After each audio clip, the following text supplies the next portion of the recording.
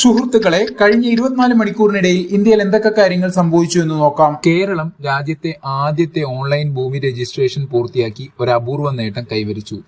സംസ്ഥാനത്ത് ആദ്യമായി ഓൺലൈൻ ഭൂമി രജിസ്ട്രേഷൻ വിജയകരമായി പൂർത്തിയാക്കി.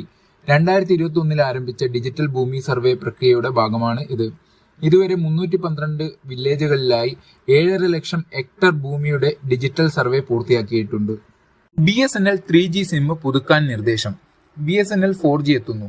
കണ്ണൂർ, കാസർഗോഡ് ജില്ലകളും മാഹി ഉൾപ്പെടെ എല്ലാ പ്രദേശങ്ങളിലും നിലവിലുള്ള 3G സേവനങ്ങൾ 4Gയിലേക്ക് മാറുമെന്ന് BSNL അറിയിച്ചു. റെയിൽ വൺ എന്ന സൂപ്പർ ആപ്ലിക്കേഷൻ അവതരിപ്പിച്ച് റെയിൽവേയുടെ എല്ലാ ആവശ്യങ്ങളും ഇനി ഒരു പ്ലാറ്റ്ഫോമിലായിരിക്കും ലഭ്യമാവുക. ഈ ആപ്പിന്റെ മാത്രം പ്രത്യേകതകൾ reservation booking, PNR checking, general ticketing, അങ്ങനെ നിരവധി ഓപ്ഷനുകൾ വേറെയുമുണ്ട്. പിന്നെ ഇതിന്റെ മാത്രമായിട്ടുള്ള ഒരു പ്രത്യേകത എന്താണെന്ന് വെച്ച് കഴിഞ്ഞാൽ റെയിൽവേയുടെ ജോലി അപ്ഡേഷൻസ് ഈ ആപ്പുകളിൽ പ്രത്യേകമായി ലഭിക്കുന്നതായിരിക്കും.